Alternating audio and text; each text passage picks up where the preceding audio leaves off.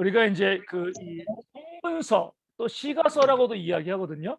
연주 이제 욥기, 시편, 잠언, 전도, 아가 이 다섯 권의 성경을 이 시의 양식 또 지혜의 말씀이 있는 그런 이제 성문서라고 이야기하는데 어떻게 보면 우리가 좀 약간 이해하기 어려운 부분들이 있어요.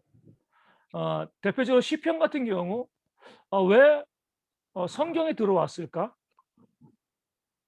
그 성경에서 시편을 하나님의 말씀으로 집어넣으신 이유가 뭘까요?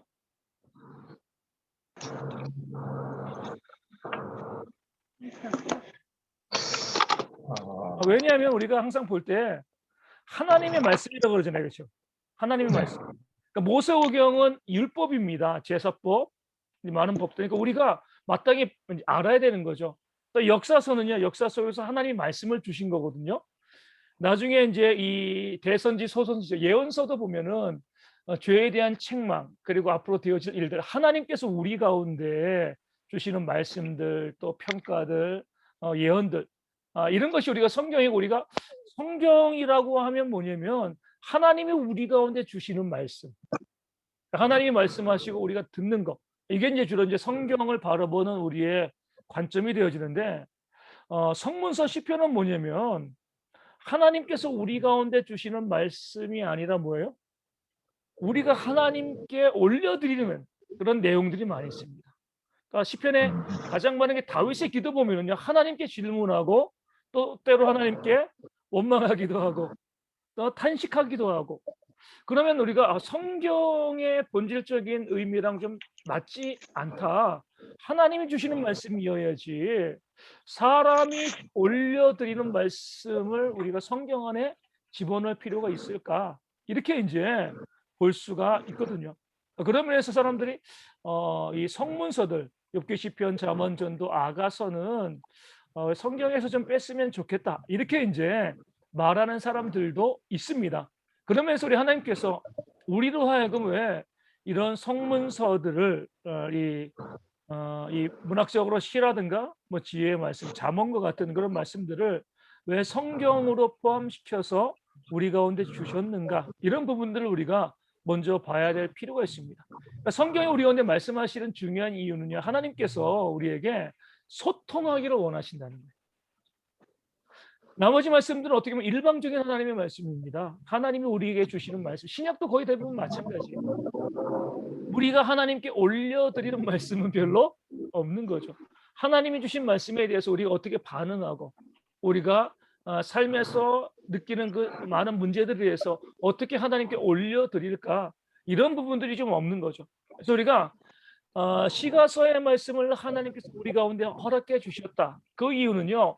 하나님께서 우리가 하나님께 드리는 모든 말들을 다 받으시고 그와 더불어서 우리와 소통하시고 함께 하나님의 의를 이루어가기를 원하신다. 그런 의미에서 우리 시편에 있는 말씀, 우리 성문서에 있는 말씀을 우리 가운데 주시는 거죠. 그래서 우리가 성경은 끊임없이 이 상호 소통입니다. 많은 종교나 이단 같은 경우 보면 소통이 없잖아요. 일반적이거든요. 그런 것들은 참된 종교가 아니라 비록 피조물인 죄인인 사람이라 할지라도 얼마든지 하나님께 올려드릴 수 있고 기도할 수 있고 하나님께 물을 수 있고 또 우리 감정을 표현할 수 있는 이것이 바로 하나님께서 우리 가운데 원하시는 참된 신앙이다. 어떻게 보면 시편, 잠언, 전도아가 이제 뭐 욥기를 비롯해서 욥기도 끊임없이 하나님께 질문하는 거잖아요. 우리가 하나님 앞에 그렇게 질문하고 하나님께 나아가고 하나님 앞에 우리가 우리의 감정을 드러낼 수 있는 이것을 하나님께서 원하시고 허용하신다. 그런 의미에서 말씀에 있는 내용은 다 하나님의 말씀이지만 우리를 받아주시는 하나님의 사랑을 보여주는 것이 바로 우리 성문서들의 목적이 되어집니다. 우리 신앙생활도 그렇게 하자는 거죠. 무조건 말씀하실 때 복종하고 순종하고 이렇게 하면 신앙생활 너무나 힘들거든요. 삶에서 많은 문제와 어려움들이 있을 때 또 신앙생활을 하면서 다양한 감정들이 발생할 때 이것을 하나님께 어떻게 올려보낼 수 있는가? 어떻게 기도할 수 있는가? 하나님은 그런 우리를 어떻게 받아주시는가? 이것에 대해서 지침을 보여주는 것들이 바로 우리 성문서가 되어집니다. 오늘 그중에서 우리가 욥기와 우리 이제 시편을 보게 될 텐데요. 우리 욥기 같은 경우 먼저 봤을 때 성경의 위치를 좀 볼 필요가 있습니다. 우리 이제 역사서 다음에 욥기, 시편, 잠언, 전도, 아가서 이렇게 5권의 성문서가 묶여서 나오거든요. 묶여서 나오는데 이 욥기는 다른 성문서들과는 좀 달라요. 시편은 시죠. 그리고 아가서도 시와 비슷합니다. 잠언은요. 잠언이 지혜 말씀이에요. 그렇죠? 지혜서죠. 전도서도 비슷합니다. 그럼에도 불구하고 욥기는요. 좀 형식이 시도 아니고요. 지혜서라고 보기도 좀 그렇습니다. 욥을 우리가 쭉 보면 처음과 끝에는 역사적인 사건들이 나오고 중간에는 욥과 그 친구들의 계속 대화가 나오잖아요. 어떻게 보면 욥기는 좀 연극 같기도 한, 끊임없이 대화하면서 나오는 연극 같기도 한 그런 이제 이 양식을 가지고 있습니다. 그렇기 때문에 이 욥의 위치가 자꾸 왔다 갔다 한 거죠. 어떤 이제 탈무드에서는 욥의 저자를 모세라고 봤습니다. 그렇기 때문에 그러면은 신명기 다음에 나와야지 모세 5경, 모세 6경이 되는 거죠. 이렇게 이제 신명기 다음에 모세의 저작이니까 놓기도 하고요. 또 다른 사람들은 이거 시도 아니고 잠언도 아니니까 우리 시편과 잠언 사이에 두자. 이렇게 이제 가운데 위치하기도 하고 또 어떤 경우에는 성식이 애매하니까 시편, 잠언, 전도, 아가서 다음에 성문서의 가장 마지막에 두자. 이렇게도 이제 위치가 왔다 갔다 하다가 이 트렌트 회의에서 성문서의 가장 앞에 넣자. 그러면서도 이제 정확하게 위치가 확정되어지지 않은 것이 바로 욥기가 되어집니다. 그 문학의 형식 때문에 그런 거죠. 욥기에서 우리가 이제 저자를 볼 필요가 있는데 탈무드에서는요 아마 모세가 욥기를 기록하지 아니하였을까. 또 다른 사람들은 누군지 모르는 익명의 저자가 욥기를 기록하였을 것이다. 이렇게 이제 보게 되어지는데 그럼 기록 연대는 언제냐?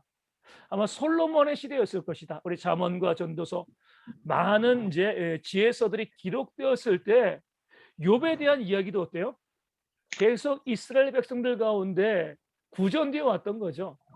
그 말씀을 가지고서 이제 솔로몬의 시대에 우리가 기록화해서 성경으로 집어넣었다. 이렇게 이제 보는 경향이 가장 이제 우세한 경향이 되어지는 겁니다. 우리가 이제 생각해 봐야 될 게 우리 유다서 나중에 말씀 보면 유다서에는요 에녹에 대한 이야기가 나오거든요. 그러니까 에녹서도 있었습니다. 욥기도 있었고요, 에녹서도 있었고 구약의 인물들에 대한 나름대로 많은 문서들이 있었습니다. 그런데 에녹서는 성경에 못 들어왔어요. 그런데 욥기는요 성경에 들어왔죠.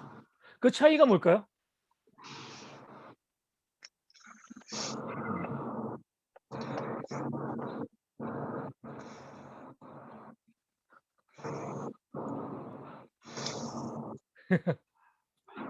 잘 모르겠어요. 에녹에 대한 그러니까 이 유다서에서 에녹에 대해서 이야기했을 때는 그것은 사실이기 때문에 성경이 가지고 온 겁니다. 뭐냐면은 에녹서는 사람이 성령의 감동으로 받지 않아서 기록한 내용인데 그중엔 사실도 있고요. 사실이 아닌 내용도 있다는 거죠. 그러니까 성경으로 들어올 수가 없는 거예요.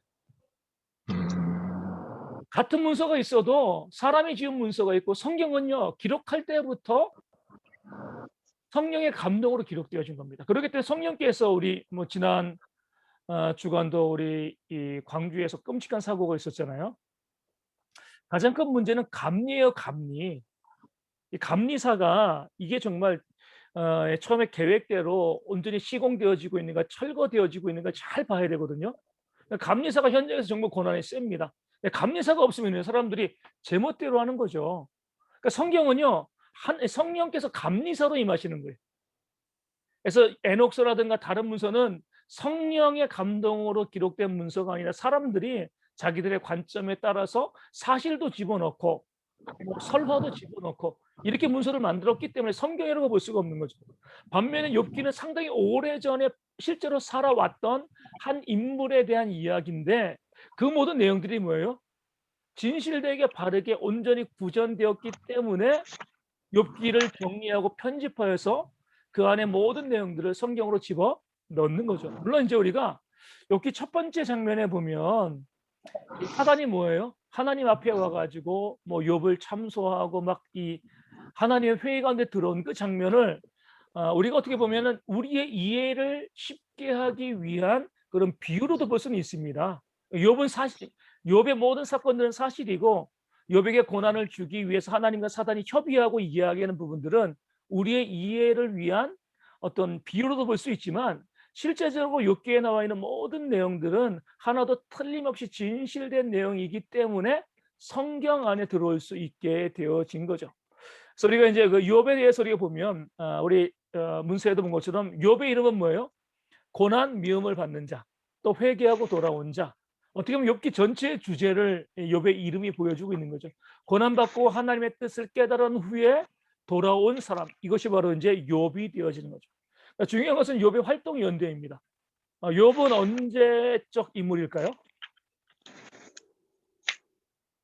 욥은요? 아브라함, 그렇죠. 아브라함, 이삭, 야곱, 정확히. 족장 시대라고 이야기하잖아요. 족장 시대의 인물입니다. 그래서 우리가 교회에서 성경 읽기 펴 보면 모세오경 다음에 바로 욥기를 읽어요. 저희가 욥기 읽고 그다음에 지금 이제 여호수아 사사기 읽잖아요. 웬만하면 이제 시대 순서로 가는 겁니다. 물론 이제 욥의 시대는 창세기죠, 그렇죠? 예. 출애굽기 그 모세가 욥기를 기록했다고 보는 사람들도 있긴 하지만 그 모세가 등장한 이 그 애굽의 430년 이후 그 전보다 훨씬 더 앞선 그런 시기가 되어지지만 모세오경으로 묶이기 때문에 모세오경 때문에 이제 욥기를 읽게 되어지는 거고요. 우리 이제 욥기가 그 족장 시대에 기록되었다라고 보는 이제 결정적인 이유는요. 욥기 42장 11절에 그 친구들이 주는 금속, 금을 캐시타라고 부르거든요. 이게 창세기 33장 19절에 나옵니다. 족장 시대에 나오는 거죠. 또 우리가 엘리후를 보게 되어질 때에 엘리후를 누구라고 소개를 해요? 람 족속 부스 사람 바라겔의 아들이 엘리후다. 이렇게 보는데 이 부스는요. 욥의 동생인 나홀의 둘째 아들입니다. 람 족속 부스 사람. 그러니까 이제 부스는 이 아브라함의 조카죠. 그렇죠? 그래서 어떤 사람들은 람 족속의 람을 아브람 족속이다. 이렇게도 봅니다.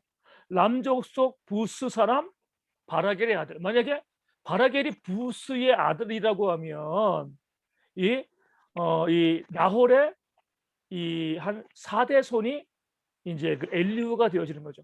그럼 아브라함의 4대 손은 누구예요? 요셉이죠. 그런 이제 배경을 봤을 때 아마 욥은 이 요셉 시대 아니면 야곱 시대의 인물이었을 것이다라고 이제 많은 사람들이 추정하고 바라봅니다. 욥이 살던 지역은 어디죠? 우스죠. 우스는요? 에돔 지역입니다. 에돔 지역. 우리가 이제 욥기를 통해서 볼 수 있는 이제 중요한 5가지의 교훈이 있는데 첫 번째 보면 권선징악의 문제입니다. 욥기가 우리 가운데 주어지지 않았으면 우리는요 믿음 생활하는 건 정말 어려웠을 것 같아요.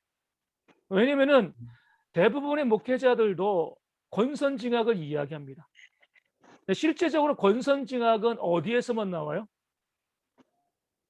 옛날 옛날 요즘도 나오긴 나와요. 어디서 나오죠? 사극. 그렇죠. 드라마에서. 그리고 영화에서. 뭐 해피엔딩으로 끝나는 경우들이 많잖아요. 그렇죠? 뭐 악한 일을 행한 사람들은 벌 받고 선한 일을 행한 사람들은 행복하게 마무리되어지고 우리 드라마도 그렇게 해야지 좀 사람들이 재밌게 보고 또 영화도 재밌게 봅니다. 이 권선징악을 이야기하죠. 실제의 삶은 어때요? 권선징악이 있나요? 없습니다. 별로 없어요. 악한 사람들은 정말 잘 살고요. 그리고 선을 행한 사람들은 어때요? 더 고난받고 어려움을 당하는 것들이 우리가 살고 있는 이 세상 가운데 많이 있습니다. 예전에 제가 이제 이런 이제 이 내용을 좀 봤는데 어떤 사람이 장물합이에요, 장물합이. 그러니까 도둑이 훔친 물건을 처분하는 이제 그것도 죄죠. 장물합이었는데 이 장물합이가 무려 2번이나 로또에 당첨됐다는 거예요. 어떤 사람은 평생 한 번도 안 되는데 다른 것도 아니고 이 죄 짓고 범죄한 사람이 2번이나 이제 로또에 당첨이 된 거죠. 야, 참 보면은 사람들이 야, 그런 거 보면 하나님이 없는 것 같아. 세상에 공의가 어디 있어? 선을 행한 사람들에게 좀 복된 것을 주시고 악을 행한 사람들이 벌 받아야 마땅하지 않아? 이렇게 이제 사람들은 이야기하죠. 그러니까 우리도 그렇게 많이 보고 교회에서도 목회자들이 많이 설교하잖아요. 순종의 복과 불순종의 화를 이야기합니다. 근데 실제로 삶의 현장 보면은요, 욥이 이야기한 것처럼 혼재되어 있어요. 물론 이 땅 가운데서도 선을 행하고 복 받는 사람들도 있고요. 악을 행하고 벌 받는 사람들도 있지만 실제로는요. 이런 모습들은 별로 많지 아니하고 악을 행하고도 너무나 잘 먹고 잘 살고 잘 죽고 자녀도 잘 되고요. 정말 선하게 아름답게 살아감에도 불구하고 늘 고난의 삶을 살아가고 있는 그런 경우들이 이 땅 가운데 너무나 많이 있습니다. 여기에 대한 답을 욥기가 주는 거죠. 욥기는 권선징악인이 아니냐 이것이 아니라 함부로 판단하지 말라는 거예요. 권선징악인이 아니야 이게 아니라 우리의 삶에 고난과 어려움이 다가온다. 그러니까 반드시 그 사람은 죄를 지었어 이렇게 바라보지도 마시고요. 우리의 삶에 복된 것이 뭐 세상적인 성공 이런 게 있으니까 저 사람은 하나님께 복 받았어. 이렇게도 판단하지 말라는 거죠. 모르는 거예요. 지금 우리에게 주어지는 뭐 그런 면에서 보면 세옹지마 인생지사 세옹지마라는 말은요. 참 성경적인 말이죠. 그렇죠? 지금 좋게 보이는 일들이 나중에 안 좋을 수도 있고요. 지금 안 좋게 보이는 일들이 나중에 좋을 수도 있습니다. 지금 보여지는 그 일들을 가지고 우리가 함부로 추정하거나 판단하거나 말할 수 없는 거죠. 그래서 교회 가운데 우리가 뭐 성도들이 잘 될 때 복 받았네 함부로 이야기하는 게 아니에요. 또 좀 힘들고 어려운 일 또 이 육신의 질병들과 문제가 발생했을 때 야 정말 하나님의 진노하심 뭔가 잘못했으니까 벌 받은 거야 이렇게도 생각하시면 안 되는 거죠. 모르겠다는 거죠. 어찌 됐건 그들을 위해서 중보하고 기도하고 하나님께서 그 뜻을 보여주실 때까지 기다리는 것이 우리의 신앙이지 함부로 판단하고 추정하고 이야기하는 것은 잘못된 모습이다. 우리가 그렇게 볼 수 없다. 이것이 욥기가 우리 가운데 주는 가장 큰 교훈이 되어지고요. 두 번째, 우리가 살고 있는 세상에서 이렇게 권선징악의 모습이 제대로 시행되어지지 않는 것은 하나님에게 문제가 있기 때문이 아니라 세상에 뭐예요? 죄로 물들어 있기 때문이다. 이렇게 이제 성경이 말씀하고 있는 겁니다. 하나님께 문제가 있는 게 아니죠. 세상에 죄가 너무나 많이 있기 때문에 선을 행하고도 고난받기도 하고요. 악을 행하고도 잘 사는 사람들이 있는 거예요. 어떻게 보면 뭐 기울어진 운동장과 같은 거죠. 우리가 이제 아브라함을 보게 되었을 때 그 조카 롯이랑 소유가 풍족해서 나뉘어 이제 서로 이제 이 땅을 나누잖아요. 아브라함이 롯에게 먼저 내가 선택하라고 했을 때 롯이 소돔과 고모라를 선택합니다. 성경에 보면은 그 소돔과 고모라에 대해서 어떻게 평가하고 있냐면은 여호와의 동산과 같다. 그러니까 너무나 그 땅이 좋은 거예요. 기름지고 풍요로운 땅이죠. 요즘 강남과 같은 땅인데 그런데 하나님은 그 땅에 나중에 불과 유황으로 심판하시잖아요. 그렇죠? 잘 되어지고 성공하고 잘 나가고 있는데 그래도 그 안에 뭐가 있어요? 악이 있는 거죠. 악한 자들이 더 잘 살고 악한 자들이 더 부유하다. 이것이 바로 이 세상의 특징이라는 거예요. 세상이 죄악으로 물들어 있기 때문에 죄악의 원리가 있으니까요. 반칙이 용인되어지면 반칙하는 사람이 잘 살 수밖에 없습니다. 그래서 우리가 6개월 통해서 볼 수 있는 것은 무릇 그리스도 예수 안에서 경건하게 살고자 하는 자는 뭘 받는다고요? 박해를 받으리라. 성경에 말씀하고 있거든요. 예. 우리가 이 땅을 살아가면서 참 안타까운 일이에요. 그렇죠? 안타까운 일이지만 그것이 우리가 살고 있는 세상의 모습이다. 이것을 우리가 바라보면서 하나님을 원망하고 불평하기보다는 그런 세상의 악함을 바라보면서 무엇을 기다리는 거죠? 그러니까 주님이 오실 날을 기다리는 거죠. 이 불의하고 온전지 못한 이 세상을 계속해서 바라보게 되어지니까 우리가 그 주의 재림을 바라보고 하나님의 나라를 바라보게 되어지는 겁니다. 그러니까 세상이 공의롭고 정의로우면은요 하나님의 나라를 누가 기대하고 소망하겠습니까? 애쓰고 노력하고 땀 흘려 수고했음에도 온갖 말도 안 되는 일이 벌어지는 그런 상황 가운데 있기 때문에 우리가 하나님 나라를 바라보고 소망할 수 있게 되어지는 겁니다. 그러니까 하나님께서 이 땅을 갖다가 이렇게 혼란스럽게 만드신 그 이유를 알아야 돼요. 그런 혼란을 통하여서 우리가 하나님의 나라를 사모하기를 바라시기 때문에 그렇습니다. 세 번째로 욥기가 우리 가운데 보여주고 있는 것은요. 하나님의 주권이죠. 하나님의 주권. 욥기에서 나온 것처럼 우리는요 인간인 거죠. 우리는 땅에 있고 하나님은 하늘에 있는 거예요. 사람이 하나님에 대해서 하나님 이렇게 하셔야 됩니다. 저렇게 하셔야 됩니다 하고 요구할 수가 없는 거예요. 그렇죠? 우리 이제 욥기 우리가 이제 수요일 날 함께 본 것처럼 이러잖아요. 하나님이 침묵하신다고 그게 뭐가 문제가 되겠느냐 이거죠. 우리가 봤을 때 하나님이 역사하시고 보여주시고 이런 일 가운데 공의도 좀 보여주시고 심판도 보여주시고 이렇게 해야지 하나님이시지 않겠습니까? 라고 이야기하지만 그건 우리 생각이죠. 우리 이제 두 분 권사님들 쭉 보시면 아마 이제 그런 경향들을 많이 보실 거예요. 어떤 경우는요, 한 10년쯤 지나서 이해가 가요. 어떤 경우는 20년쯤 지나가지고, 야, 그래, 그때 하나님께서 그렇게 하신 것 이제야 이해가 된다. 어떤 경우는요, 50년, 60년도 걸려요. 심지어는요, 내가 죽을 때까지 왜 하나님이 그렇게 하셨는지를 우리가 모르는 것도 있습니다. 우리가 그것에 대해서 참고 인내하고 기다리는 것이 우리의 신앙이 되어지는 거죠. 하나님께서 반드시 이렇게 일하셔야 돼. 하나님께서 이렇게 역사하셔야 돼. 뭐 하나님 우리의 종이 아니잖아요. 욥이 하나님께서 나중에 욥에게 나타나셔 가지고 계속 질문하잖아요. 뭐 하늘을 지으냐 땅에 뭐 그런 부분들 뭐 이 부분들을 누가 알고 있느냐.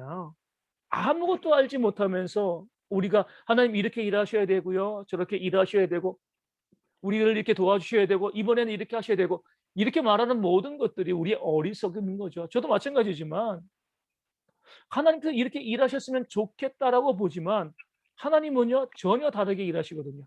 이게 하나님의 주권이죠. 근데 중요한 것은 그게 뭐예요? 항상 옳다는 거죠. 그래서 우리가 그것을 바라보면서 하나님께서 어떻게 일하시는가, 왜 이렇게 역사하셨는가, 그 부분들을 우리가 기다릴 줄 아는 그런 신앙이 우리 가운데 있어야 되고 그 인내가 하나님의 주권을 인정하는 겁니다. 자주 말씀드리지만 제 친구 목사는 37의 나이에 암으로 소천했잖아요. 모르겠어요. 하나님의 뜻이 무엇인가, 하나님의 주권 그 뜻이 무엇인가 아직도 모르겠어요. 정확하게.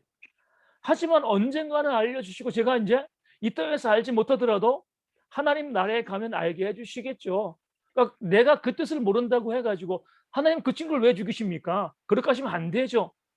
이렇게 우리가 하나님을 판단하고 이야기하면 안 된다는 것을 욥기가 우리 가운데 보여주고 있습니다. 여전히 우리의 삶 가운데 이해되어지지 않은 많은 일들이 있잖아요.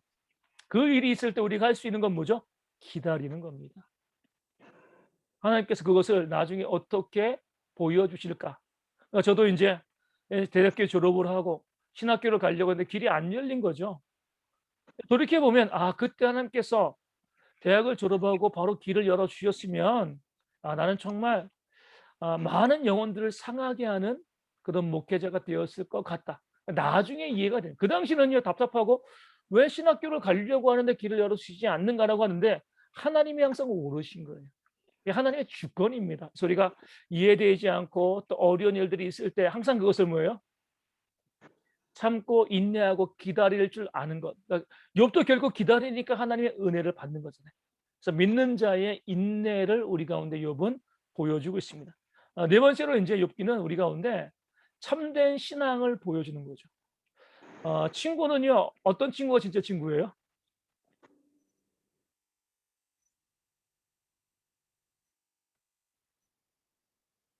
우리 고난 뭐라고 이야기? 예? 가운데 있는, 우리 권사님. 고난 가운데 곁에 있는 거. 그렇죠. 어려울 때 친구가 진짜 친구라고 그러잖아요. 그렇죠. 어려울 때 친구가. 그러니까 뭐 우리 탕자에 비유해서도 그렇지만 돈 있을 때는 친구 많았습니다. 돈 떨어지면은요. 친구 하나도 없는 거죠. 얼마 전에 이제 어떤 이제 그 이 개그맨이 그렇게 이야기했어요. 뭐 수십억을 파산했을 때 아무도 그 곁에 없었다라고 이야기한 진짜 친구가 없는 거죠. 친구들의 잘못만이 아니라 그 사람의 잘못이기도 합니다. 그런 진짜 친구를 못 만든 거잖아요. 그렇죠? 돈 있을 때 뭐 좋을 때는 항상 뭐 오지만 돈 떨어지면 다 떠나가는 거거든요. 그러니까 하나님께서 우리 가운데 원하시는 것도 그거죠. 늘 뭐 잘 되고 교회 다니면 다 성공하고 누가 교회 안 다니겠어요. 내 삶에 고난과 어려움과 아픔이 있어도 그럼에도 불구하고요 변치 않고 하나님을 섬기는 그 믿음을 하나님께서 우리 가운데 요구하시고 원하시는 겁니다. 아브라함에게 이삭을 번제로 바치라고 하신 것도 마찬가지예요. 그 믿음을 시험하신다라고 했거든요. 그러니까 어떻게 보면 아브라함의 믿음은 알고 계셨지만 오늘날 우리에게 하나님께서 도전하시는 겁니다. 삶의 고난과 어려움과 특별히 그 자녀를 나에게 번제로 바치라고 할 정도의 문제와 어려움이 발생했을 때도 하나님을 신뢰하고 섬길 수 있는가? 고난 가운데 하나님께 남아 있는 자, 그런 자를 하나님이 찾으시는 거죠. 그냥 뭐 복되고 교회 다니니까 뭐 이 병도 다 낫고 자녀들은 뭐 학교에서 전교 1등하고 남편 사업은 너무 잘 되고 이렇게 되어지면 누가 교회 안 나오겠어요? 하지만 그렇게 교회에 와서 앉아 있는 사람을 하나님은 기뻐하시지 않는 거죠. 제가 군에 있을 때 사단장 당번병을 했습니다. 비서죠. 그러면서 이제 쭉 보게 되어지면 이 사단에는 많은 장교들이 있잖아요.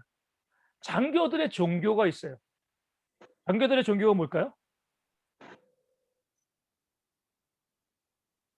장교들의 종교. 높은 사람. 아, 그렇죠. 아, 이렇게 맞아요. 장교들의 종교는 사단장이에요. 이게 뭐 불교, 기독교 그런 거 없어요. 교회 다니다가 새로 부임한 사단장이 법당 다니면 법당 다녀요. 그 다음 주부터. 또 법당 다니다가 새로 부임한 사단장이 성당 다니면 또 성당으로 가요. 그러니까 사단장에게 잘 보여야지 승진할 수 있으니까 뭐 어떤 내가 하나님을 믿냐, 뭐 부처를 믿냐, 뭐 천주를 믿냐 이거 중요한 거 아니에요.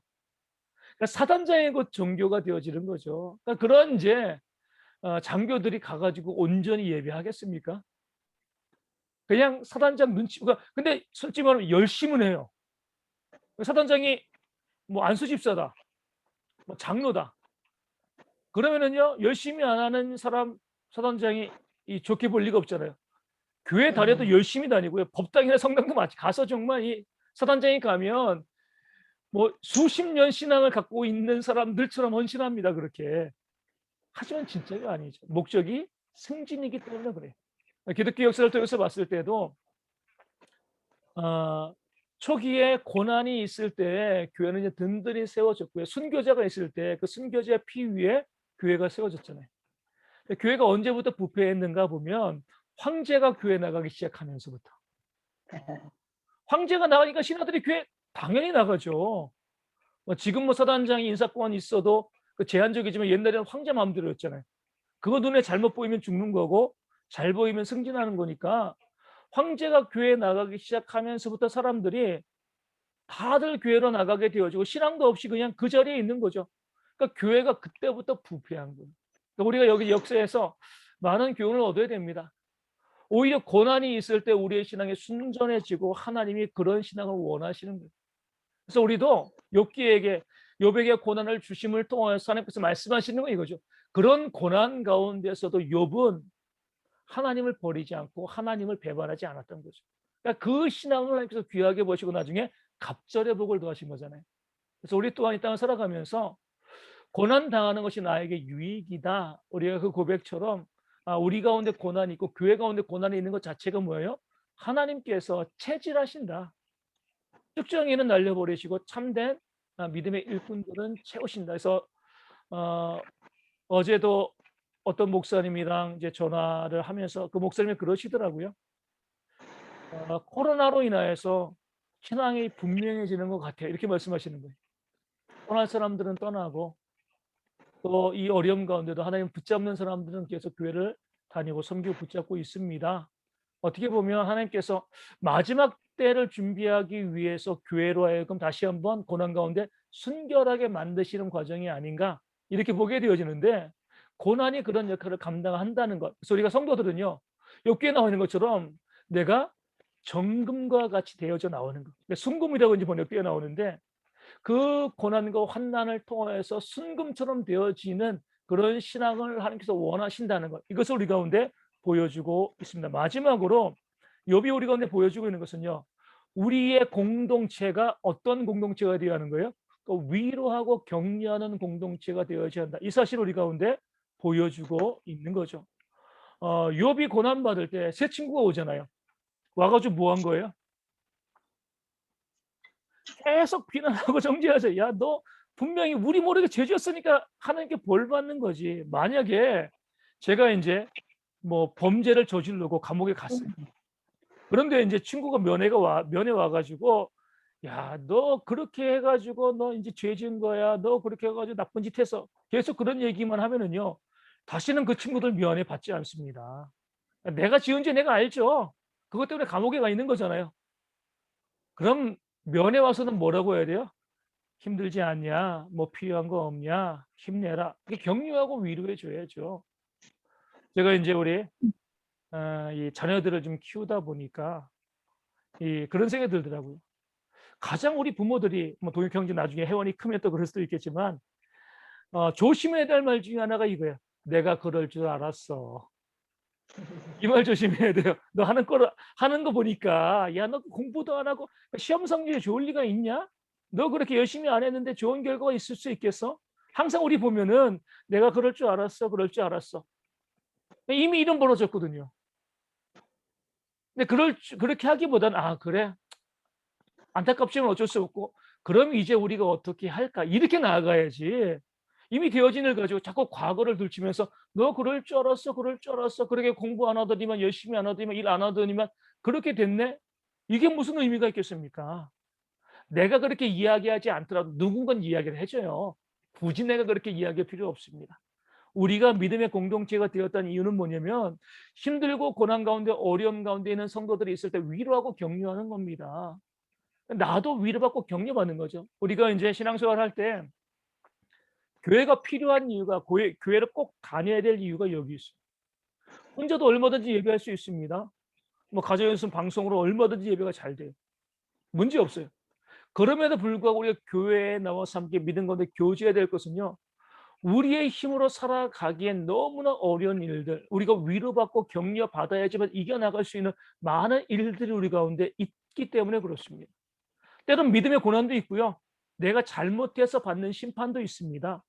하지만 어떤 경우라도 우리 위로와 격려는 있어야 돼요. 그래서 우리가 교회를 쭉 보면은 목회자로서 쭉 이제 항상 이 가정을 볼 때 원칙 중에 하나 이거죠. 혹시 우리 교회 가운데 어떤 성도의 가정이 이혼하려고 한다. 그럼 어떻게 해야 돼요? 그러니까 최선을 다해서 막아야죠, 그렇죠? 권면하고 위로하고 그렇게 이혼하지 않도록 애쓰고 노력을 해야 돼요. 그런데도 이혼을 했습니다. 그다음부터 어떻게 돼요? 그렇죠. 위로해 줘야죠. 그렇죠. 이미 일이 되어졌는데 그 당사자가 제일 힘든 거잖아요. 그렇죠. 어찌 되었건. 그런데 거기에 대 가지고 야, 내가 그럴 줄 알았어. 뭐 자꾸 그 이유에 대해서 이야기하고 비난하고 정죄하면 욥의 새 친구들처럼 되어지는 거예요. 그 이혼하는 사람들이 또 얼마나 힘들고 또 어려웠겠습니까? 물론 우리가 하지 않는 게 좋지만 이혼하게 되었을 때 다 이유가 있는 거죠. 그렇게 되었을 때 또 이혼하고 났을 때는 교회가요. 앞장서서 우리 밥 사주고 또 위로하고 격려하고 하면서 다시금 설 수 있도록 만들어 가는 것이 교회가 되어져야 하는 거예요. 그게 바로 우리가 이제 이 교회에서 보여줘야 될 모습인 거죠. 말씀드린 것처럼 뭐 믿음의 고난 받으면 뭐 쉽죠. 그러니까 믿음의 고난이니까 잘 이겨나가자. 근데 어떤 경우 보면은요, 그러니까 자업자득인 경우들이 있어요. 자기가 잘못해가지고 또 벌 받는 경우들도 또 문제가 발생한 경우들도 있죠. 그럴 때도 위로하고 격려하는 것이 교회가 해야 될 모습이다. 이것이 이제 욥기가 우리 가운데 보여주고 있는 중요한 교훈이 되어집니다. 우리 욥기에서 혹시 질문하실 부분도 있으신가요? 없으신가요? 시편으로 가겠습니다. 우리 시편은 제목을 보면 히브리 원제는 찬양, 우리 찬양의 책 이렇게 나오죠. 우리 70인역, 우리 헬라 역본 여기부터는요 시편, 현악계로 부른 시 이렇게 해서 이제 지금까지 우리도 시편으로 이렇게 보게 되어집니다. 우리 시편의 저자는 여러 사람이 있는데 저자를 알 수 있는 시편은 약 한 100개 정도. 그래서 다윗이 73개, 아삽이 12개, 고라 자손이 10개, 솔로몬 2개, 모세, 헤만, 에단이 각 1개씩 이렇게 시편을 기록했습니다. 기록과 편집 시기를 보면 이제 모세는 자기가 기록했을 거예요.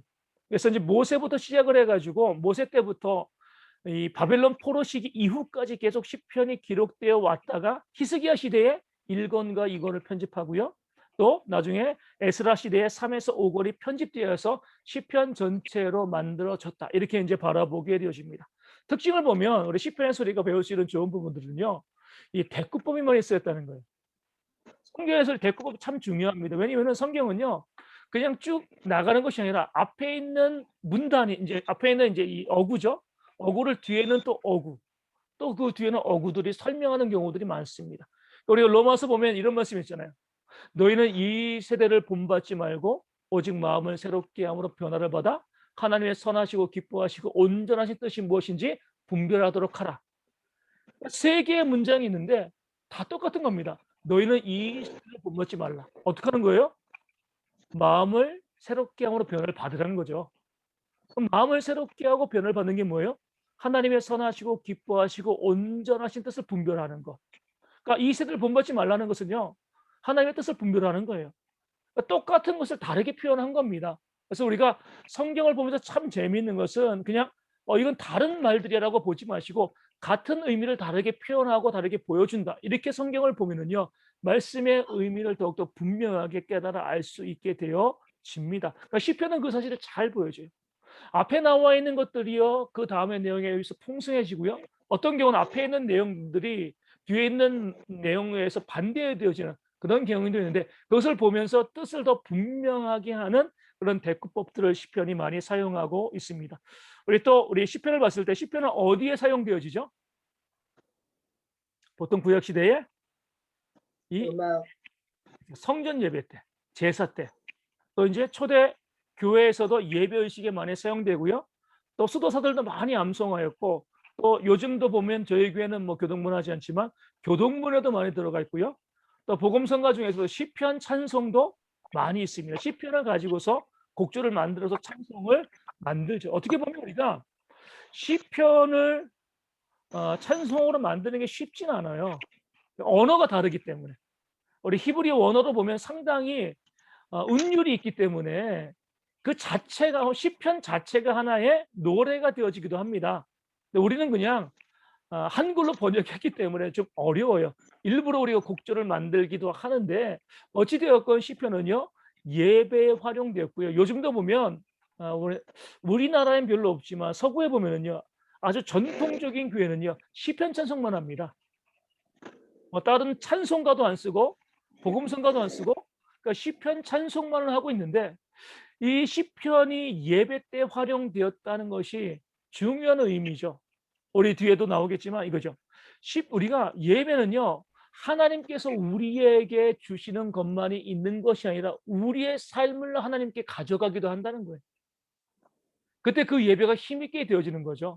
그래서 시편이 예배에 사용되었다는 거, 하나님께서 시편을 예배에 쓰게 하신다는 것 자체가 큰 의미를 가지고 있습니다. 우리 시편의 기록 목적 5가지를 보겠습니다. 첫 번째는요, 앞서 말씀드린 것처럼 말씀에 반응하는 마음과 감정을 우리에게 보여주는 거죠.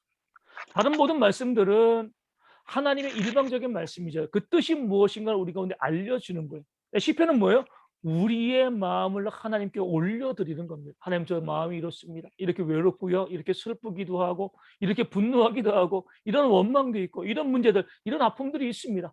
물론 우리가 보면 말씀에 온전히 순종하는 게 제일 중요합니다. 그 말씀에 순종함으로 나아가야죠. 하지만 우리 일상생활은 어때요? 만만하지 않거든요. 우리가 너무나 연약하기 때문에 말씀에 순종하는 거 알면서도 또 유혹당하기도 하고 넘어지기도 하고 원망하기도 하고 불평하기도 해요. 우리가 이제 인간이라는 한계 속에 우리가 있기 때문에 그렇습니다. 그럴 때 하나님께서 우리를 책망하시고 꾸짖고 야, 그따위로 살지 마 이렇게 하시는 것이 아니라 그런 우리의 연약함과 부족함을 받아주시고 용납하신다는 것, 시편이 우리 가운데 보여집니다. 예수님께서도 겟세마네 언덕에서 할 수만 있으면 이 잔을 내게서 옮겨달라고 기도하셨습니다. 우리가 보면 이해가 안 가요. 아니, 예수님 그것 때문에 오셨잖아요. 우리의 죄를 대속하고 고난받으시고 십자가에 죽기 위해 오셨고 계속 그 길을 향해서 전진해 가셨습니다. 이제 그 밤이 지나면 십자가에 달리실 거예요. 그러면 하나님 감사합니다. 지금까지 길을 잘 인도해 주시고 고난받게 하시니 감사합니다라고 기도하셔야 되는데 예수님께서 뭐예요? 할 수만 있으면 이 잔을 내게서 옮겨 주옵소서. 이 기도는요, 우리를 위해서 하신 기도입니다. 우리의 인간의 연약함이 그럴 수 있다는 거예요. 하나님의 말씀 가운데 뜻 가운데 온전히 살아가야 되지만 그 길을 분명히 알고 있지만 우리의 삶에서 그러지 못할 때가 너무나 많이 있고, 그럴 때 뭐예요? 하나님께서 예수님처럼 그렇게 기도하는 것을 받아주신다는 거예요. 하나님, 저 사랑해야 되는데 사랑하지 못하고 있습니다. 하나님이 책망하시고 꾸짖는 것이 아니라 그런 우리를 받아주신다는 거죠. 그리고 넉넉하신 하나님의 사랑과 은혜를 보여주는 것이 바로 시편의 말씀이 되어집니다. 두 번째로 시편의 말씀은요, 하나님께서 매일 우리의 삶에 동행하신다는 것을 보여주죠.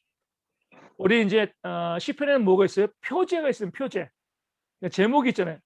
다윗이 아기스 앞에서 미친 척하다가 나온 때, 또 사울 왕을 피해 뭐 아둘람 굴에 숨어 있을 때, 뭐 할 때, 어떤 때, 뭐 성전에 올라가는 시편, 많은 이제 제목들이 있습니다. 시편이 우리 가운데 보여주고 있는 것은 뭐냐면요, 하나님께서 매일매일 우리의 삶에서 역사하시고 동행하신다, 이 사실을 우리 가운데 보여주고 있습니다. 어떻게 보면 다윗은요, 일기 쓰는 것처럼 시편 썼습니다. 그 삶에서 하나님께서 멀리 계신 하나님이 아니라 늘 그 사건과 그 역사의 현장 가운데 내 곁에 계시면서 나와 대화하시고 나와 이야기하시고 내 삶의 문제에 개입하시는 그런 하나님이시다, 이 사실을요, 그 시편은 우리 가운데 보여주고 있습니다. 그래서 우리가 하나님께서 우리 가운데 말씀하시는 것은 그렇게 다윗이 기도했던 것처럼 우리도 매 순간순간마다 그 역사적인 현장에서 뭐예요? 하나님께 기도하고 하나님의 임재하심을 경험하면서 이 땅 가운데 살아가는 것이 참된 신앙이다. 어떤 문제 어려움들이 있습니다. 저희도 이제 계속해서 코로나 백신 접종할 때 계속 기도하잖아요, 그렇죠? 하나님께서 그 자리에서 접종하는 그 자리에서 함께하시고 역사하여서 하나님, 우리가 그 모든 어려운 건데 문제 없이 잘 이겨나가기를 바랍니다, 소망하고 기도하는 거예요. 그러니까 우리의 삶에 직접 개입하시고 역사하시는 하나님을 잘 보여주는 것이 시편 말씀이 되어집니다. 세 번째로 우리의 삶이 예배와 찬양이 될 수 있다. 아까 말씀드린 것처럼 당연히 예배의 주인공은 하나님이시죠. 하나님의 영광을 위해서 예배드립니다. 하나님의 말씀에 복종해야 돼요. 근데 때로는 이것이 우리를 질식하게 만듭니다. 그럼 우리는 뭐죠? 우리의 삶에 정말 많은 문제 어려움들이 있잖아요. 뭐 아프기도 하고, 또 뭐 시험도 봐야 되고, 또 여러 가지 많은 일들, 뭐 자녀들 결혼도 시켜야 되고, 많은 문제, 우리 안에 너무나 많은 문제가 있는데 하나님께 딱 나왔는데 그런 거 다 하나님께서 틀어 막으시고 나한테 예배하러 왔으니까 예배해, 경배해, 찬양해. 그럼 예배 끝나고 나가면서 우리의 마음이 가벼울 수가 없는 거죠. 하나님께 나와서 우리의 삶에 있는 모든 것을 토해낼 수 있어야 됩니다. 이런 문제가 있습니다. 이런 어려움이 있습니다. 이런 아픔이 있습니다. 하나님, 어떻게 해야 될까요? 하나님께서 예배를 통하여서 이 모든 것을 좀 다뤄주시고 해결해 주시고 답을 얻을 수 있도록 하나님 역사해 주세요. 이렇게 우리가 고백할 수 있다는 것을 시편이 보여주는 거예요. 무조건 하나님에게서 우리 가운데 내려오는 것만이 있는 것이 아니라 우리도 하나님께 호소할 수 있고요, 하나님께 부르짖을 수 있고, 우리의 약함과 부족함을 하나님께 내어보낼 수 있는 것, 또 그것을 넉넉히 받아주시는 상호 소통하는 것이 바로 예배이다, 이렇게 우리가 바라보게 되어지는 거죠. 우리 세례나 모든 것도 마찬가지잖아요. 가톨릭이 주장하는 건 뭐냐면요, 세례 받는 사람, 성례 받는 사람은 하나도 중요하지 않아요. 그 자리에 참여하면 하나님이 뭐죠? 강제적으로 해주시는 거예요. 강제적으로. 근데 우리 개혁주의는 그러지 않습니다. 손에 딱 부딪혀야지 소리가 나는 거잖아요. 하나님이 아무리 우리 가운데 강제적으로 주시려고 해도 우리가 믿음으로 화합하지 아니하면 역사가 일어나지 않는 거죠. 우리의 모든 예배는요, 하나님의 역사와 우리의 반응이 함께 이루어지는 예배입니다. 그렇게 하지 않고요, 일방적으로 하나님만이 역사하시고 우리는 아무것도 아니라고 하면 그 예배를 통해서 우리가 은혜를 누릴 수가 없게 되어지는 거예요. 그래서 우리가 우리의 삶에 있는 모든 내용들을 하나님께 가지고 와서 아뢰할 수 있고 기도할 수 있고 부르짖을 수 있는 것, 이게 진짜 예배라는 것을 그 시편은 우리 가운데 보여주고 있습니다. 네 번째로 하나님의 말씀이 구체적으로 삶에 어떻게 적용되어지는지를 보여줍니다. 이런 문제가 있을 때, 뭐 자식이 죽었을 때, 또 이 어떤 고난이 닥쳐왔을 때, 병들었을 때, 그럴 때 우리가 어떻게 기도할 것인가? 어떻게 하나님의 은혜를 구할 것인가? 이럴 때 하나님이 어떻게 역사하시는가? 시편이 우리 가운데 보여주는 거죠. 하나님께서 어떠한 성품으로 우리의 삶의 문제를 다루시는가? 다양한 것을 보여줌을 통하여서 우리가 하나님을 보다 친밀하게 바라보면서 그 하나님께서 우리 삶 가운데 적용하시는 그런 모습을 경험할 수 있게 해주는 것, 그러니까 하나님의 풍성하심을 보여주는 것이 바로 시편 말씀이 되어집니다. 마지막으로 우리 하나님께서 우리의 전인을 원하신다. 그러니까 전인은요, 영과 육과 우리의 감정까지 원하신다는 거죠. 그러니까 우리가 예배할 때 보면 뭐 저희 교회는 그래도 참 감사하게 전인적으로 예배하는 게 참 감사해요. 근데 어떤 교회는 보면 좀 오래된 교회들은 너무 경건하죠, 그렇죠? 아무것도 없어요. 그냥 뭐 예배에 반응도 없이 그냥 부동산에 딱 취하고 처음부터 끝까지 뭐예요? 그렇게 예배하는 경우들이 있습니다. 그 예배를 하나님께서 원하실까? 시편은 우리 가운데 우리의 감정과 우리의 영과 우리의 육의 모든 것들을 다 들여서 하나님께 예배하는 것을 하나님께서 기뻐하신다. 이 사실을 우리 가운데 보여주고 있습니다. 성경을 통해서 보면 전인적으로 하나님께 예배한 아주 특별한 인물이 있습니다. 누구죠? 영과 육과 감정까지 다 하나님께 온전히 드리면서 예배한 인물이 있어요. 다윗이죠, 다윗. 법궤가 예루살렘으로 올라올 때 그 영이 기뻐서 하나님께 영광 돌리고 육이 어때요? 그 앞에서 춤을 췄잖아요. 그렇죠? 그 마음은 기뻐가지고 그 기쁨을, 이 감정을 억누르지 않았습니다. 하나님이 그 예배를 받으시는데 미가는 어때요? 모든 게 다 절제된 거예요. 그렇죠? 다 절제돼서 어떻게 왕이 저렇게 춤을 출 수 있어? 저렇게 감정을 표현할 수 있어? 그냥 채통을 지키면서 그냥 경건한 모습만 보이면 되지. 근데 하나님은 미가를 벌 주신 거죠. 오늘 우리도 마찬가지입니다. 우리의 예배는 그냥 전인적인 예배, 우리의 영으로 준비되어야죠. 그리고 우리가 마음껏 우리의 감정을 또 표현할 수 있어야 돼요. 우리 보면 그러잖아요. 예배 시간에 우리가 마음껏 또 때로 눈물 흘리기도 해야 되고요. 또 웃기도 하고. 근데 우리가 막 예배 시간에 누가 웃는다 그러면 어때요? 싹 쳐다보죠. 그렇죠? 누가 웃어? 예배 시간에 목사님 말씀 증거하시는데 그게 아니에요. 모든 것들 우리 감정을 다해서 예배에 참여할 필요가 있습니다. 어떤 교회는 보면은요. 아직까지도 그것 갖고 싸워요. 찬송할 때 박수를 치느냐 치지 않느냐. 쳐도 괜찮고 안 쳐도 괜찮습니다. 내가 모든 것을 가지고요. 내가 자연스럽게 하나님을 예배하고 찬송하고 내 전인을 드리는 게 진짜 예배가 되어진다. 이것이 바로 성경이 우리 가운데 보여주고 있는 거예요. 우리는 표현하는데 저도 그러지만 너무나 좀 어색해요. 워낙 사회에서 이 규제되어지고 억압된 사회를 살다 보니까 자연스럽게 표현하는 것 참 부족한데, 근데 성경이 말씀하고 있는 바는요, 전인이 감정도 표현하고 영도 하나님께 온전히 드리고 우리의 육신도 마음껏 자유롭게 하나님을 찬송하고 예배하는 것, 이것이 하나님께서 원하시는 진짜 예배라는 것을 우리 시편은 그 예배의 모습을 가운데 보여주고 있습니다. 여기까지 우리 할 텐데 혹시 질문 있으신가요? 되셨습니까? 네. 그럼 제가